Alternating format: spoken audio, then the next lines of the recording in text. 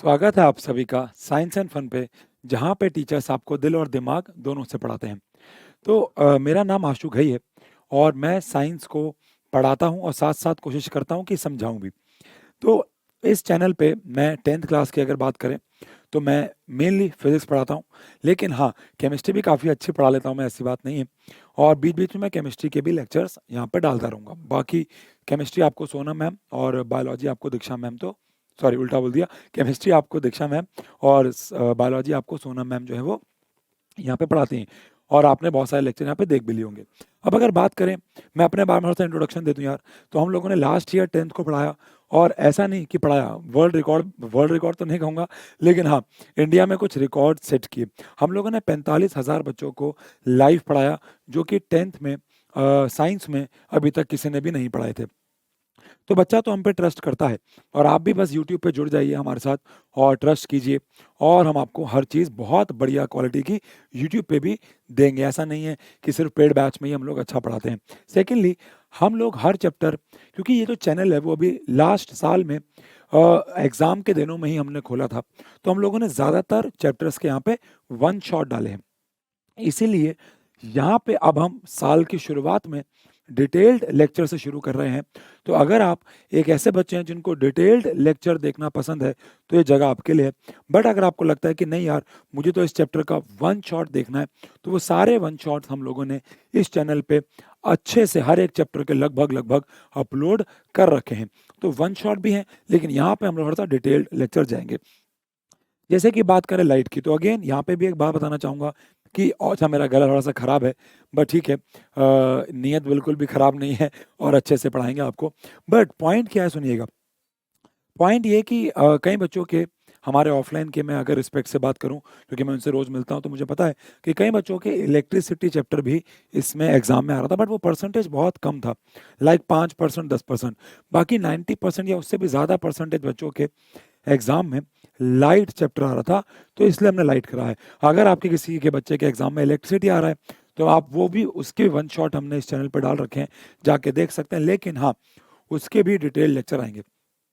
अब इस चैप्टर के अंदर अगर मैं बात करूँ, तो लाइट में हमें 2 चीज़ों के बारे में पढ़ना है, रिफ्लेक्शन और रिफ्रैक्शन। तो रिफ्लेक्शन और रिफ्रैक्शन को शुरू करने से पहले मैं आपसे पूछूँ कि अगर लाइट क्या होता है? तो a form of energy which helps us to see. ऐसी एक एनर्जी की फॉर्म जो हमें चीज़ें देखने में मदद करती है, उसको हम लोग बोल देते हैं लाइट। अब लाइट 5 फिनोमिना करती है, रिफ्लेक्शन, करती तो और भी बहुत सारे हैं, लेकिन मेन जो 5 फिनोमिना है उसके, वह reflection, refraction, polarization, interference and diffraction, जिसमें से हम लोगों को 10th क्लास में 2 फिनोमिना पढ़ने हैं, रिफ्लेक्शन एंड रिफ्रैक्शन, जिसमें से आज हम पहला फिनोमिना यानी कि रिफ्लेक्शन को स्टार्ट करने वाले हैं। अब रिफ्लेक्शन क्या है? बहुत ईज़ी टॉपिक है रिफ्लेक्शन। अच्छा, इस चैप्टर का आधा फेज़ रिफ्लेक्शन है और आधा फेज़ रिफ्रैक्शन, मतलब आधा समय हमें रिफ्लेक्शन पढ़ने में लगेगा और आधा फेज़ हमें रिफ्रैक्शन पढ़ने में लगेगा। तो अगर बात करें रिफ्लेक्शन के बारे में, तो reflection is actually not only for light but it is also for sound या एनी अदर ऑब्जेक्ट। जैसे अगर मैं बॉल को दीवार पे मारता हूँ, तो वो भी रिफ्लेक्ट होती है। अगर मैं साउंड को मारता हूँ, तो आपने 9th क्लास में पढ़ा होगा, वो भी रिफ्लेक्ट करती है। बिल्कुल ऐसे ही लाइट भी होती है। मान लेते हैं मेरे पास ये कोई एक पॉलिश्ड सरफेस है। अब ये पॉलिश्ड सरफेस क्या होता है? ऐसा सरफेस जिस पे अच्छी खासी अमाउंट में पॉलिशिंग हो रखी हो। अभी के लिए आप इसको एक मिरर समझ सकते हो, बट ज़रूरी नहीं है मिरर हो। आई होप जैसे कि आपको इस बोर्ड के अंदर मेरी परछाई, या परछाई तो नहीं कहूँगा, मेरी इमेज दिख रही हो। तो ये बोर्ड भी एक पॉलिश्ड सरफेस है, एक टाइल भी एक पॉलिश्ड सरफेस होती है, बट अभी के लिए आप कह सकते हो मिरर एक काफ़ी अच्छा पॉलिश्ड सरफेस है। अब मान लेते हैं मिरर पे एक लाइट जो है वो गिरती है, ठीक है ना? तो गिरने के बाद पहली बात तो, जब भी कोई लाइट रे गिरती है किसी पॉलिश्ड सरफेस पे, वो टकरा के सेम मीडियम में वापस चली जाती है। अब जो लाइट रे गिरती है, उसको हम लोग बोलते हैं incident ray.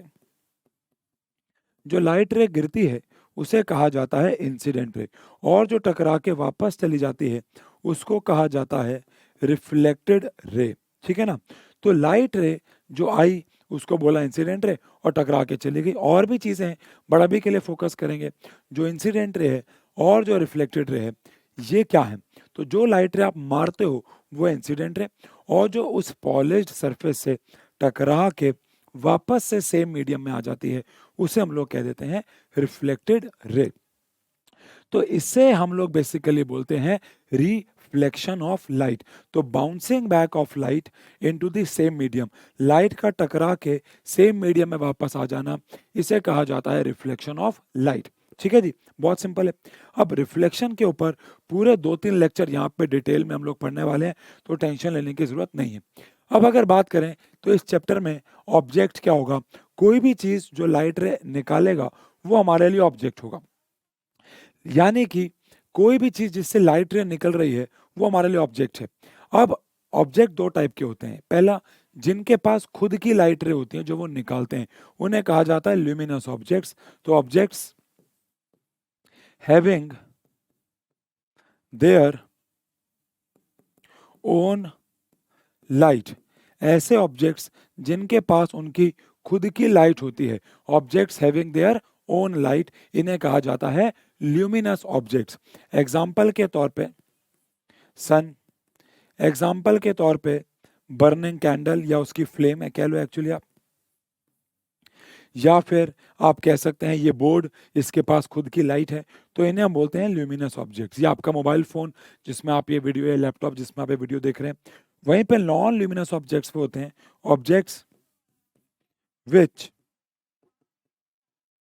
Do not have their own light, जिनके पास खुद की अपनी लाइट नहीं होती है, उन्हें हम बोलते हैं नॉन ल्यूमिनस ऑब्जेक्ट्स। एग्जाम्पल के तौर पे ह्यूमन हो गया, पेड़ हो गया, प्लैनेट्स हो गए, ये सारे ऐसे ऑब्जेक्ट्स हैं जिनके पास खुद की लाइट नहीं होती है। अब सवाल ये उठता है कि जिसके पास खुद की लाइट है वो तो हमें दिख जाता है, कैसे भाई? बड़े एग्जाम्पल के तौर पे बड़ा देखो भाई, सिंपल सा लॉजिक है। अब सन है, वो हमें कैसे दिखता है? आओ जरा इसके बारे में बात करते हैं। सन देखना बहुत इजी है, मतलब वो एक ल्यूमिनस ऑब्जेक्ट है। जैसे कि ये सन है भाई, है ना भाई? अब ये एक ल्यूमिनस ऑब्जेक्ट है, और यहाँ पे आप हैं, तो बहुत सिंपल है, सन से लाइट रे निकली और आपकी आंख में चली गई और आपको सन दिख गया, बिकॉज वो ल्यूमिनस ऑब्जेक्ट है। लेकिन वहीं पे जो नॉन ल्यूमिनस ऑब्जेक्ट्स होते हैं वो हमें कैसे दिखते हैं? तो आंसर है वो दिखते हैं रिफ्लेक्शन ऑफ लाइट से। इसका मतलब आओ जरा समझे। मान लेते हैं अगेन यहाँ पे एक सन है, ये केस टू है, यहाँ पे एक पेड़ है, ठीक है ना।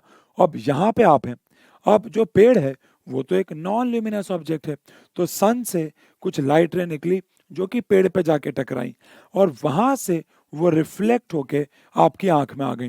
तो इसका मतलब ये है कि ल्यूमिनस ऑब्जेक्ट्स तो हमें सीधा दिख जाते हैं, लेकिन वहीं पे नॉन ल्यूमिनस ऑब्जेक्ट्स हमें रिफ्लेक्शन ऑफ लाइट से दिखते हैं। तो यहाँ पे मैं एक बहुत ही खतरनाक पॉइंट लिखना चाहूंगा, ये एग्जाम में भले ही ना आए लेकिन एक थॉट प्रोसेस क्रिएट करता है कि we can see non luminous objects bye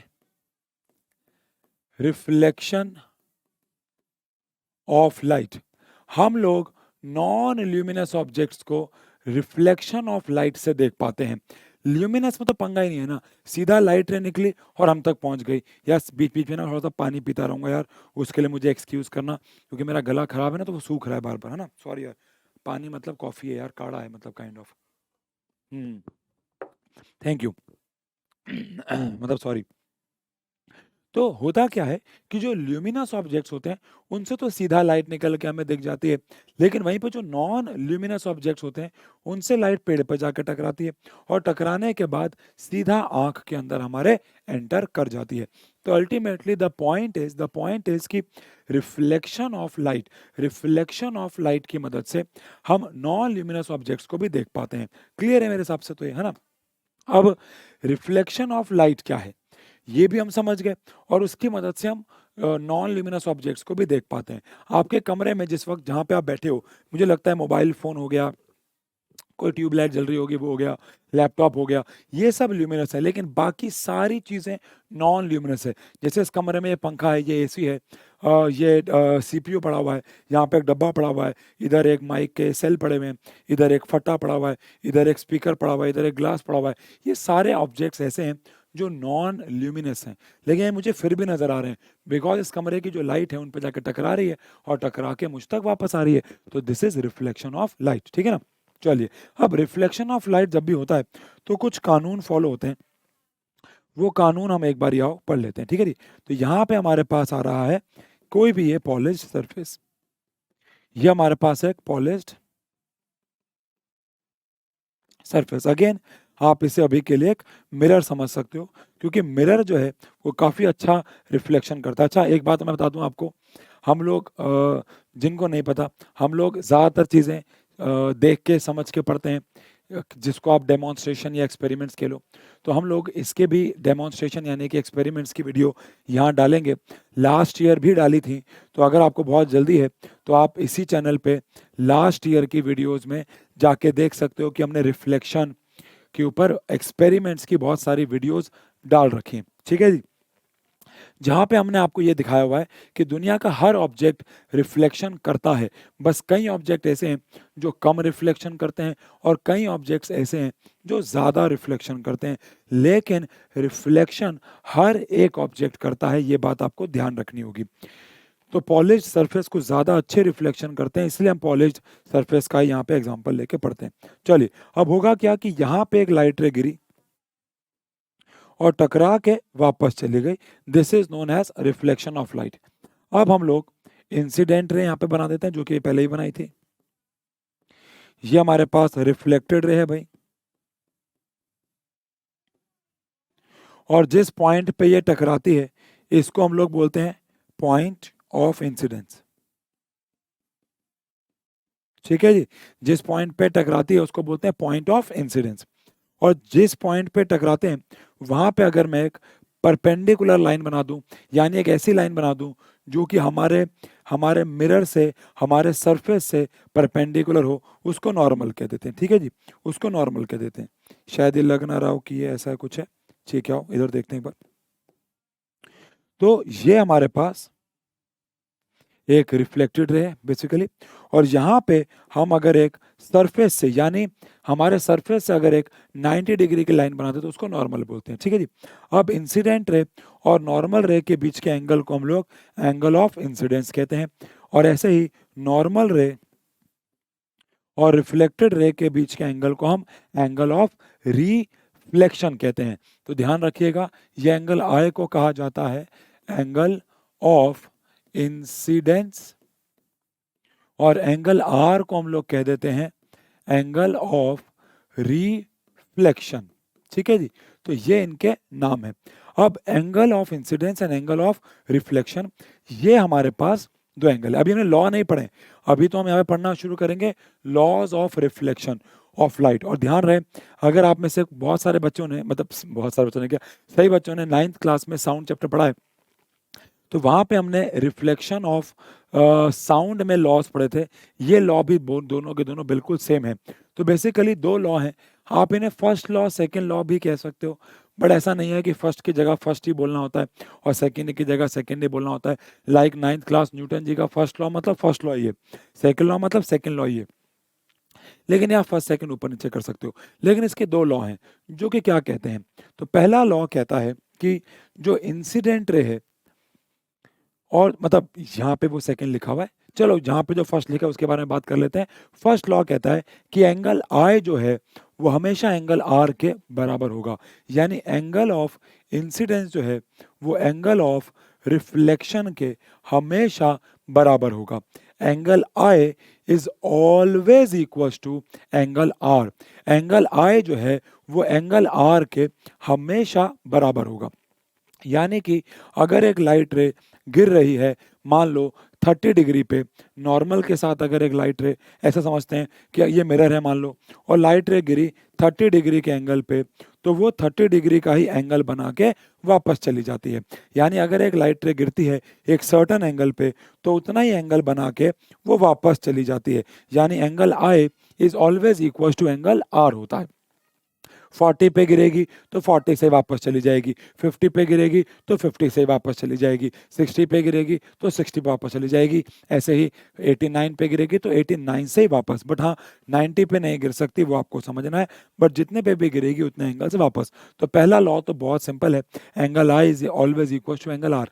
और ये हम लोग एक्सपेरिमेंट से भी दिखा चुके हैं इसी चैनल पे। बाकी दोबारा डाल दूंगा मैं आपको, आपको पीछे जाने की ज़रूरत नहीं है। बच्चे बहुत मेहनत करेंगे, पीछे जाएंगे, 10 बार स्क्रॉल करेंगे, इतनी मेहनत आजकल बच्चों से कहाँ ही होती है। तो कोई नहीं, हम लोग उसके लिए दोबारा वीडियो बना देंगे। तो लेकिन अगर आपको अभी बहुत इच्छा है जानने की कि वो एक्सपेरिमेंट हमने दिखाया है कि एंगल आई को बढ़ाओगे तो एंगल आर भी बढ़ता चला जाएगा, because angle I is always equal to angle r. और सेकेंड लॉ कहता है ये जो इंसिडेंट रे है, ये जो रिफ्लेक्टेड रे है और ये जो नॉर्मल रे है, ये सारी की सारी सेम प्लेन पे लाई करती हैं। मतलब अगर इंसिडेंट रे मैंने इस प्लेन से मारी है तो रिफ्लेक्टेड रे भी इसी प्लेन से चली जाएगी, बिकॉज ये तीनों की तीनों, नॉर्मल तो इमेजिनरी है बट इंसिडेंट रे और reflected ray and normal ray all lie on the same plane, ये एक ही प्लेन पे लाई करते हैं। मतलब अगर इंसिडेंट रे इस प्लेन पे है तो रिफ्लेक्टेड भी इसी प्लेन पे होगी, अगर इंसिडेंट रे इस प्लेन पे है तो रिफ्लेक्टेड भी इसी प्लेन पे होगी, because all lie on the same plane. तीनों की तीनों हमेशा सेम प्लेन पे लाई करती हैं। बात समझ में आ गई? ठीक है जी। तो पहला लॉ क्या है, angle I is always equal to angle r. और सेकेंड लॉ क्या है, incident ray, reflected ray and normal all lie on the same plane. ठीक है जी, डन है जी, कोई दिक्कत ही नहीं होनी चाहिए जी। ओके जी, आगे बढ़े जी। चलिए जी, ठीक है। इसके बाद थोड़ा सा बेसिक पढ़ाई, क्योंकि आज ये फर्स्ट लेक्चर है तो बेसिक पढ़ाई रहेगी ज़्यादातर। अब इमेज क्या होता है, तो इमेज होता है किसी भी ऑब्जेक्ट की ऑप्टिकल अपीरियंस। हमारे पास कोई ऑब्जेक्ट है, उसी की ऑप्टिकल अपीरियंस को हम लोग इमेज कहते हैं। अगर हमारे पास कोई ऑब्जेक्ट है तो उसी ऑब्जेक्ट की जो ऑप्टिकल अपीयरेंस होते हैं, मतलब वहाँ होता नहीं है बट नज़र आता है। इमेजिन करो कि आप जहाँ बैठे हो, आपके सामने एक बड़ा सा शीशा है, तो आपको अपने पीछे की सारी चीज़ें उस शीशे में नज़र आएंगी बट वो वहाँ पे है नहीं, बस आपको नज़र आ रही हैं। तो इसलिए उसको हम बोल देते हैं इमेज। यानी ये सिर्फ हमारी ऑप्टिकल अपीयरेंस होती है, यानी कि वो वहाँ पे होती नहीं है, बस हमें नज़र आती है। अब इमेज बहुत सारे अलग अलग प्रकार की हो सकती है, जिसमें से एक होती है हमारी रियल इमेज। तो ऐसी इमेज जिसको हम स्क्रीन पे ऑब्टेन कर सकते हैं। इसका मतलब क्या है, देखो आप सब सिनेमा हॉल में गए होगे, कोई ना कोई मूवी आपने देखी होगी, नहीं भी गए तो कोई बात नहीं, आपने प्रोजेक्टर देखा होगा। तो प्रोजेक्टर एक ऐसी इमेज बनाता है जिसको जब हम स्क्रीन पे मारते हैं तो स्क्रीन पे वो आ जाती है। प्रोजेक्टर क्या करता है, प्रोजेक्टर एक इमेज को, यानी एक इमेज को बनाता है और वो इमेज जाके एक पर्दे पे गिरती है और हमें वो दिखना शुरू हो जाती है। तो प्रोजेक्टर के द्वारा बनाई गई इमेज एक ऐसी इमेज है जिसको पर्दे पे लाया जा सकता है। और ऐसी इमेज जिनको पर्दे पे लाया जा सकता है उनको हम लोग रियल इमेज बोलते हैं। लेकिन वहीं पे ऐसी इमेज जिनको पर्दे पे नहीं ऑब्टेन कर सकते, जैसे कि मान लो आपके पास एक प्लेन मिरर है, मान लेते हैं आपके पास एक प्लेन मिरर है। अब आप एक प्लेन मिरर से एक इमेज को रिफ्लेक्ट करके अगर स्क्रीन पे मारोगे तो वो नहीं नजर आएगी स्क्रीन पे, तो वो इमेज वर्चुअल है। सच बोलूं तो रियल इमेज और वर्चुअल इमेज की ये परिभाषा अच्छी नहीं है। अगले लेक्चर में यानी सेकेंड लेक्चर में मैं आपको रियल इमेज और वर्चुअल इमेज की इससे बेहतर डेफिनेशन दूंगा, आज नहीं, क्योंकि अगली क्लास में हम लोग रे डायग्राम्स पढ़ेंगे तो वहां पे आप बेहतर समझ पाएंगे कि रियल इमेज और वर्चुअल इमेज क्या। बट अभी के लिए ऐसी इमेज जिनको हम स्क्रीन पे ऑब्टेन कर सकते हैं, यानी प्रोजेक्टर की, जैसे कि इमेज फॉर्म्ड बाय प्रोजेक्टर, ऐसी इमेज जो प्रोजेक्टर सिनेमा हॉल में बनाता है ये इमेज स्क्रीन पे आ जाती है। लेकिन वहीं पे ऐसी इमेज जो स्क्रीन पे नहीं आ सकती, जैसे कि image formed by plane mirror. But सच बताऊं तो अगले लेक्चर ये मुझे भी डेफिनेशन अच्छी नहीं लगती, बिकॉज ज़्यादा समझ में भी नहीं आता है। असली डेफिनेशन आपको इसमें मिलेगी अगले क्लास में, और आपको बहुत बढ़िया लगेगी और आप देखना जीवन भर वही याद करोगे, क्योंकि वो बेहतर भी है। बट ठीक है, अभी के लिए काम चलाने के लिए। बट ऐसे ही हमारे पास दो इमेज और भी होती हैं जो कि नाम से समझ में आ रहा होगा आपको, जैसे कि मैग्नीफाइड एंड डिमिनिश्ड इमेज। ठीक है ना? आप चाहे कहीं लिखना चाहो तो लिख लो, बट इनकी परिभाषा वगैरह इसलिए नहीं ज़रूरी क्योंकि नाम से समझ में आते हैं। मैग्नीफाइड इमेज एक ऐसी इमेज है जिसका साइज़ हमारे ऑब्जेक्ट से बड़ा होगा। अगर हमने ऑब्जेक्ट लिया ऐसा और इमेज बड़ी बन गई तो वो मैग्नीफाइड है। लेकिन ऐसी इमेज जो हमारे ऑब्जेक्ट के साइज़ से छोटी होती है, उसको हम लोग डिमिनिश्ड इमेज बोल देते हैं, है ना? बिल्कुल ऐसे हमारे पास 2 प्रकार की इमेज और भी होती है और वो होती है इरेक्ट एंड इन्वर्टेड। तो ऐसी इमेज जो सीधी बन रही है, मतलब अप साइड अप है, सीधी बन रही है, उसको इरेक्ट बोलते हैं। लेकिन वहीं पे ऐसी इमेज जो अप साइड डाउन बन रही है, मतलब अगर मुंडी ऊपर ही आ रही है तो उसे बोलेंगे हम रियल इमेज। लेकिन सॉरी सॉरी सॉरी सॉरी उसे बोलेंगे हम इरेक्ट इमेज। लेकिन अगर आपकी मुंडी नीचे, मान लो आप अपनी शक्ल को शीशे में देख रहे हो, मुंडी ऊपर की ऊपर ही है, छोटी बड़ी अलग बात है। छोटी है तो डिमिनिश्ड, बड़ी है तो मैग्नीफाइड। पर्दे पे आ रही है तो रियल, नहीं आ रही है तो वर्चुअल, ये अलग है। लेकिन अगर आपकी इमेज सीधी है, जैसे कभी आपने नोटिस किया हो चम्मच में, मान लो कभी, तो वैसे तो ये भी हम लोग आपको क्लास में दिखाएंगे, मतलब दिखाया हुआ है, बट मान लो आपने आपकी शक्ल को चम्मच में देख रहे हो, तो एक तरफ से वो सीधी नजर आती है, एक तरफ से उल्टी, कभी देखा हो तो वो इमेज, वही मैं कह रहा हूँ, मुंडी ऊपर आए तो इरेक्ट, मुंडी नीचे आ जाए तो इनवर्टेड इमेज हो जाती है। बहुत बेसिक बेसिक बात है, ठीक है जी। इसके बाद अगर हम आगे बात करें तो मिरर क्या होता है। अब अगेन कई बच्चों को लगता है मिरर का मतलब शीशा है, बट मिरर सिर्फ शीशा ही मिरर नहीं होता है।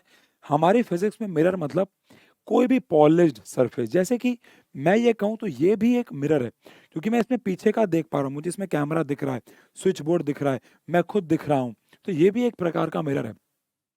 कभी अगर घर में नया नया फर्श या टाइल लगती है, उसमें अपनी शक्ल देख पाते हो, तो वो भी मेरे हिसाब से एक मिरर है। तो मिरर मतलब कोई भी पॉलिश्ड सरफेस को हम मिरर कहते हैं, जिससे कि बहुत ज्यादा अमाउंट में रिफ्लेक्शन हो पाए, है ना भाई। हम्म। तो मिरर क्या है? ऐसी कोई भी चीज जिससे हम बहुत बड़े स्केल पे ज्यादा अमाउंट में रिफ्लेक्शन कर पाए। मतलब अगर मैं उस पर 100 लाइट रेज मारूं, मान लो अगर मैं उस पर 100 लाइट रेज मारूं और वो उसमें से 99 लाइट को आपस में रिफ्लेक्ट कर दे, एक आध को एब्जॉर्ब कर ले, उसको हम बोलते हैं मिरर। अब जैसे ब्लैक कलर का कोई ऑब्जेक्ट होता है, जैसे कि ये पीछे स्टायरोफॉर्म लगा हुआ है, या इसके आसपास अगर मैं आपको दिखाऊं, एक सेकेंड कैमरा मैं जूम आउट करता हूं क्योंकि आपके लिए जानना बहुत ज़रूरी है। बट अगर मैं देखो इस कैमरे को जूम आउट करूं, तब क्या दिखेगा कि इसके आसपास ऐसे ब्लैक कलर का कुछ लगा हुआ है। इसको हम लोग साउंड एब्जॉर्बिंग मटेरियल यानी एक्वेस्टिक वगैरह कुछ कहते हैं, ठीक है ना। तो अगर आपने नोटिस किया हो, एक सेकेंड, दिस इज ओके, हाँ, बड़ा आपने नोटिस किया हो, तो ऐसा पूरे कमरे में लगा हुआ है, ये पूरा कमरा इससे भरा हुआ है। आप लोगों ने बहुत सारे टीचर्स की वीडियोस देखी होंगी, शायद मेरी देखी हो, हमने स्टूडियो में बहुत वीडियो बना रखे हैं। तो ये पूरे कमरे में ऐसा ब्लैक ब्लैक लगा हुआ है, क्योंकि ये साउंड को एब्जॉर्ब करता है। अब ये साउंड को एब्जॉर्ब करने के साथ साथ लाइट को भी करता है, तो इसीलिए ये एक मिरर नहीं कहलाया जा सकता। इसमें ज़्यादातर गिरने वाली लाइट जो है वो उसको एब्जॉर्ब ही कर लेगा। तो मिरर कौन? जो ज़्यादातर अपने ऊपर गिरने वाली लाइट को रिफ्लेक्ट कर दे, वो हमारे लिए मिरर है। तो मैं आपको दिखाऊंगा या दिखा भी रखा है कि कई चीज़ें पे मैं लेज़र लाइट मारूंगा तो बहुत ज़्यादा रिफ्लेक्ट बैक होगी, कईयों पे बहुत कम होगी। तो बस मिरर वो जो ज़्यादातर लाइट को रिफ्लेक्ट करे, ठीक है जी। तो मिरर दो टाइप के हो सकते हैं, एक होता है हमारे पास प्लेन मिरर और एक होता है हमारे पास स्फेरिकल मिरर। अब ऑब्वियस सी बात है, स्फेरिकल मिरर तो अपने आप में एक पढ़ाई है, लेकिन अगर हम लोग बात करें आज प्लेन मिरर के बारे में, आप सबके घरों में मुझे लगता है प्लेन मिरर, मुझे लगता है ये क्या सवाल पूछता हूँ मैं, आप सभी के घर में प्लेन मिरर होगा बेटा। ऐसा कौन सा ही घर है, मतलब कौन बाहुबली के टाइम पे जी रहा है कि अभी भी पानी के अंदर। अब ये मत बोलना कि बाहुबली नहीं देखी आपने, सभी ने देखी है। कमेंट सेक्शन में बताओ कि आपको वो सीन याद है जहाँ पे एक लड़की होती है, वो मुझे उसका नाम भूल गया, बड़ी सुंदर सी, ऑब्वियस सी बात है, मतलब बहुत सुंदर सी, वो अपने आप को पानी में देखती है अपनी शक्ल, है ना। तो बाहुबली जी उसको ऐसे उसका मेकअप वेकअप कर देते हैं, अगर आपने नोटिस किया हो, आंखों में काजल भर देते हैं, मतलब वो लड़की वैसे ही सुंदर थी विदाउट मेकअप, बट वो मेकअप करके और सुंदर हो जाती है। वो अपने आप को पानी में देखती है, पानी में देखती है और कहती है अरे वाह, बाहुबली बाहुबली बाहुबली, ऐसे करके अपनी शक्ल, मतलब नहीं ऐसे तो नहीं करती, लेकिन वो शक्ल देखती है। तो वो उस टाइम पे मिरर नहीं हुआ करते थे ना, तो वो अपनी शक्ल पानी में देखते थे। अब पानी भी बहुत अच्छा रिफ्लेक्शन करता है, तो पानी भी एक प्रकार से मिरर के रूप में काम आ सकता है। लेकिन आज की डेट में तो सभी के घर में मिरर है बच्चों, और जो हमारे घर में मिरर है वो लगभग लगभग एक प्लेन मिरर है। तो प्लेन मिरर कौन है? जो प्लेन हो, जिसका सरफेस फ्लैट हो। अब अगर एक मिरर प्लेन है तो वो किस प्रकार की इमेज फॉर्म करता है, आगे स्लाइड चेंज करने से पहले हम आपस में डिस्कस कर लेते हैं। क्या ऐसा कहना ठीक है, यस और नो, कि प्लेन मिरर एक सेम साइज की इमेज जो है वो फॉर्म करता है? प्लेन मिरर एक सेम साइज की इमेज फॉर्म करता है, यस। सेम डिस्टेंस पे भी करता है, मतलब एक तो वो जो इमेज फॉर्म करता है वो सेम साइज की होती है। जितना ऑब्जेक्ट का साइज है उतना ही इमेज का भी होगा, कोई मैग्नीफाइड नहीं, कोई डिमिनिश नहीं, सेम साइज। साथ ही साथ सेम डिस्टेंस पे भी, मतलब अगर ये प्लेन मिरर है तो अगर आपने ऑब्जेक्ट खड़ा किया हुआ है 10 सेंटीमीटर पे, तो आपकी इमेज भी एग्जैक्टली 10 सेंटीमीटर पीछे ही बनेगी। तो जितना आप ऑब्जेक्ट से आगे, जितना आप मिरर से आगे होगे, इमेज भी आपकी उतनी ही पीछे बनेगी, यानी दोनों एकदम बराबर डिस्टेंस पे फॉर्म होंगे। समझ में आई बात? इसके बाद इमेज जो है वो इरेक्ट होगी, यानी अप साइड अप आएगा, मुंडी ऊपर ही आएगी, अप साइड डाउन नहीं हो जाएगा। तो इमेज आपकी क्या होगी? इरेक्ट होगी। और साथ ही साथ अगर मैं बात करूं तो इमेज आपकी इरेक्ट होने के साथ साथ वर्चुअल भी होगी।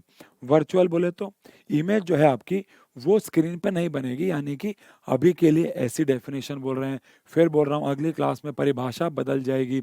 लेकिन प्लेन मिरर जो इमेज फॉर्म करता है वो हमेशा वर्चुअल इमेज फॉर्म करता है, यानी कि वो इमेज स्क्रीन पे बन नहीं सकती, वो इमेज स्क्रीन पे नहीं आएगी। बात समझ में आई? तो ऐसी इमेज को हम लोग कौन सी इमेज बोलेंगे? Virtual image. ठीक है जी, ओके है जी। लेकिन इसकी एक और इम्पॉर्टेंट प्रॉपर्टी है, और वो ये है कि प्लेन मिरर जो इमेज बनाता है वो हमेशा लेटरली इन्वर्टेड होती है। अब ये लेटरली इन्वर्टेड का मतलब आगे अच्छे से लिखा हुआ है ये सब, लेकिन मैंने कहा पहले हम आप पढ़ने से पहले आपस में डिस्कशन करना ज़रूरी है।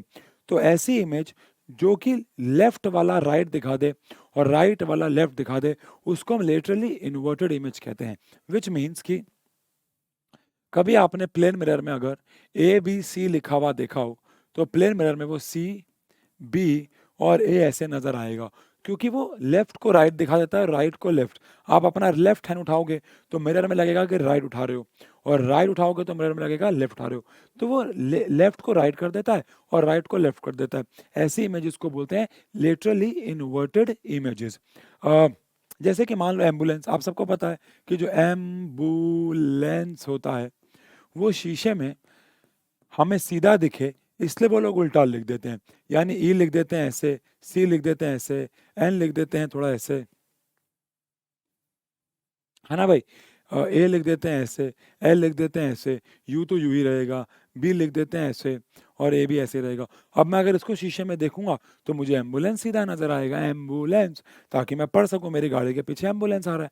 अच्छा वैसे एक बात बताओ, मुझे सच बताना, कमेंट सेक्शन में बताना, ये मेरे मन में सवाल आता रहता है, क्या सच में हम एम्बुलेंस को पढ़ के ऐसे उसको रास्ता देते हैं अपने शीशे में देख के? नहीं ना, एम्बुलेंस की एक अलग पहचान है।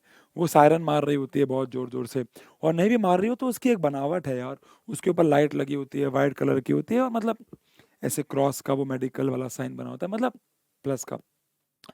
देखा जाए तो हमें पता है कि वो एम्बुलेंस है, पर ठीक है, ये कानून बनाया गया, मतलब दिल्ली में तो ये कानून है, मुझे नहीं पता आपके यहाँ है कि नहीं।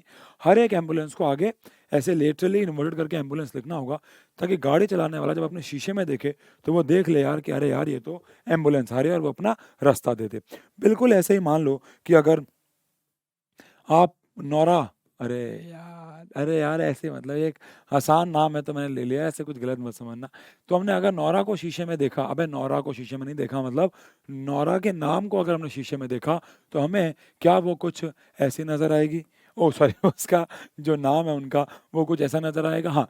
तो कहने का मतलब है लेफ्ट वाली चीज राइट दिखती है और राइट वाली चीज लेफ्ट दिखती है। ठीक है जी। अब आगे से पढ़ते हैं क्या लिखा हुआ है, देखो।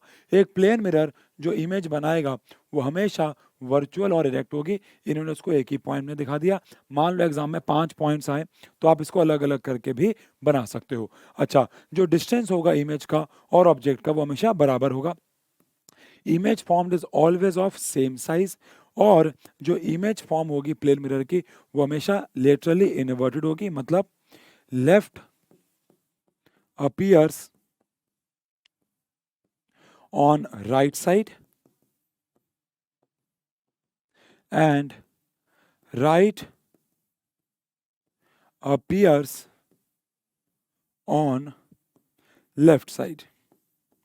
लेफ्ट जो है वो राइट साइड में दिखेगा और राइट जो है वो लेफ्ट साइड में दिखेगा, तो ऐसी इमेज को हम लेटरली इन्वर्टेड इमेज कह देते हैं, ठीक है जी। एंड ऑब्वियस सी बात है, हमारे पास ये तो अभी प्लेन मिरर है। देखो यार, देखो ये मैं आपको बता दूं, जो बच्चे नए हैं, हम हमेशा पहला लेक्चर जो है वो बहुत छोटा रखते हैं। रीज़न बीइंग क्योंकि एक इंट्रोडक्शन लेक्चर होता है वो, ताकि आपको समझ में आए कि मतलब कि वो जो टॉपिक है उसका मतलब क्या है। उस इंट्रोडक्शन को पहले आप हजम कर लो, उसके बाद हम अगले लेक्चर्स पे चलेंगे, ठीक है ना? लेकिन मेरा यकीन, मैं फिर से बोल रहा हूँ आपको, अगर आपको वन शॉट्स में इंटरेस्ट है, तो हमने इस चैनल पे हर एक चैप्टर के वन शॉट्स डाल रखे हैं, अपलोड कर रखे हैं। लेकिन फिर भी अगर आपको डिटेल यहाँ पे, जैसे कि देखो, हमने वन शॉट इस चैप्टर का 2 ढाई घंटे में डाला होगा, मुझे नहीं पता, याद नहीं है। लेकिन यहाँ पे हम इस चैप्टर को 4 5 6 लेक्चर्स में डालने वाले हैं। इसका मतलब कम से कम हम इसको, ये तो आज लेक्चर है आधे घंटे के आसपास का, अगले लेक्चर सारे 40 45 50 मिनट के होंगे। और 6 लेक्चर का मतलब लगभग लगभग आप मान लो 4.5 5 घंटे हम लोग इस चैप्टर में लगाएंगे, हो सकता है ज़्यादा ही लगाएं। तो द पॉइंट इज कि हम आपको हर चीज़ डिटेल में यहाँ पढ़ाने वाले हैं, उसकी आप टेंशन मत लेना। लेकिन आज का लेक्चर छोटा स्मॉल क्यों है, टिकी पिकी सा क्यों है? क्योंकि आप एक इंट्रोडक्शन ले रहे हो कि ये यहाँ पे हम क्या पढ़ने वाले हैं, ठीक है ना? रिफ्लेक्शन क्या है आज हमने सीखा, और हमने प्लेन मिरर कैसे इमेज फॉर्म करता है। अगली क्लास में पूरा एक नया टॉपिक होगा, और वह स्फेरिकल मिरर्स, उसके टाइप्स और उनके रे डायग्राम सारे। तो अगली क्लास में आप जब बैठेंगे यहाँ पे, प्लीज़ ज्योमेट्री बॉक्स लेके बैठिएगा, compass, scale, pencil, rubber, sharpener, डी, सब कुछ लेके बैठिएगा, बिकॉज हर एक चीज की हमें उसमें जरूरत जो है वो पड़ने वाली है, ठीक है जी। डन है? मन में कोई सवाल चल रहा हो तो पूछ लीजिएगा, बाकी मिलते हैं अगले लेक्चर में, इसी चैप्टर को आगे बढ़ाएंगे। Thank you so much, thank you. बहुत डिटेल में पढ़ाने वाले हैं, थैंक यू।